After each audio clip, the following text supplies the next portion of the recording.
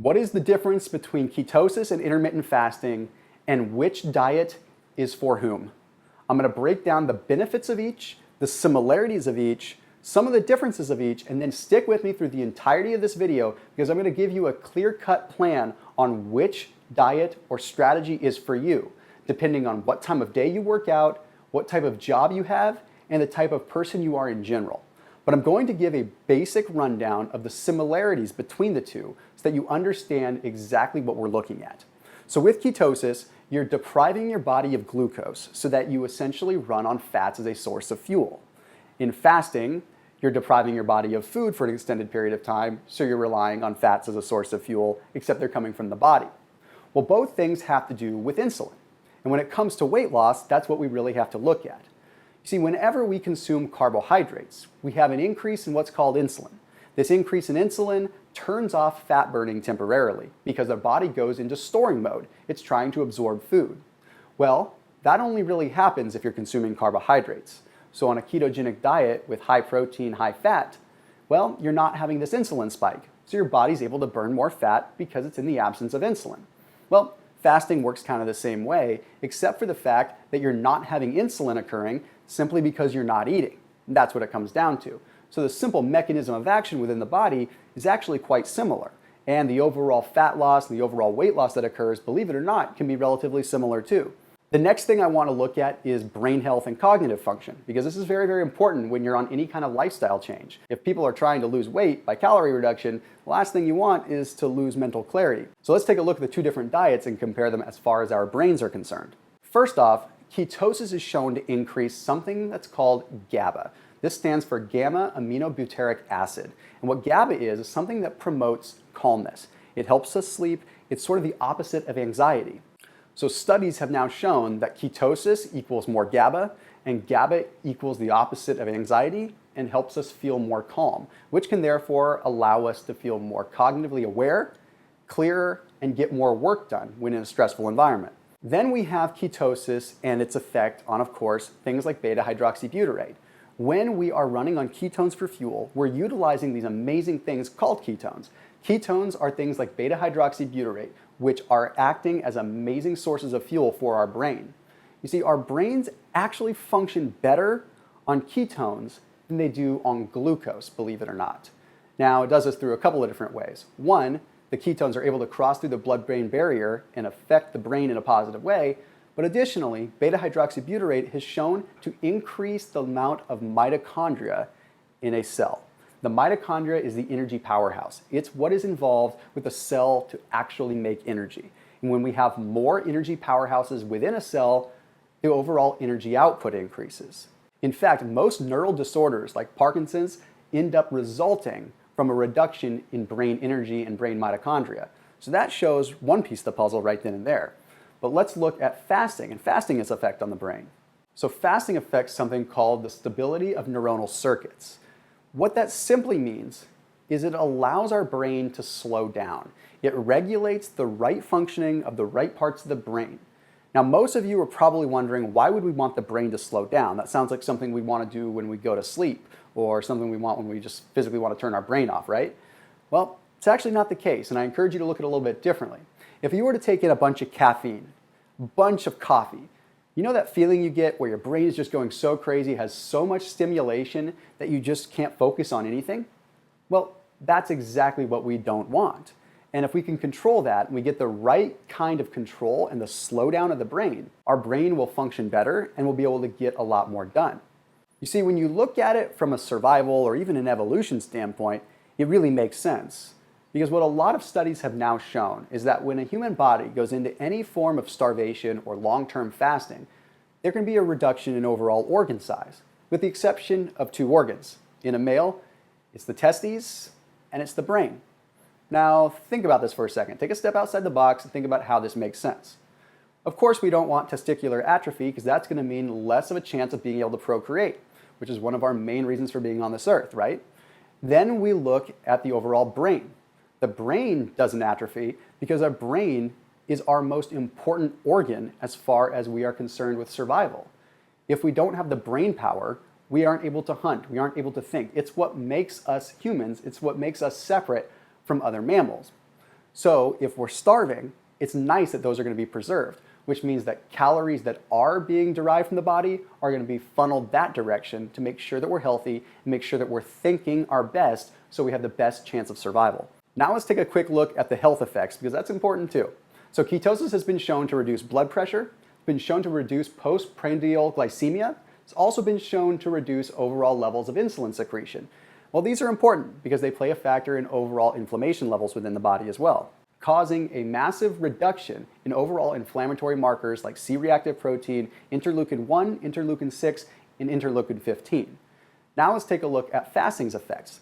See, fasting has the ability to purge old and dying damaged cells. That's what we really want to focus on when we're looking long term.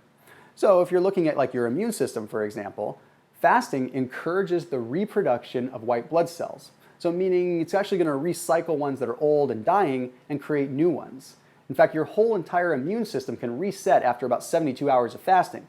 Now, that's significantly longer than the typical intermittent fasting phase of 16 to 20 hours, but it just goes to show what begins to happen when you just step away from eating for a little bit of time. So here's the simple way to look at that.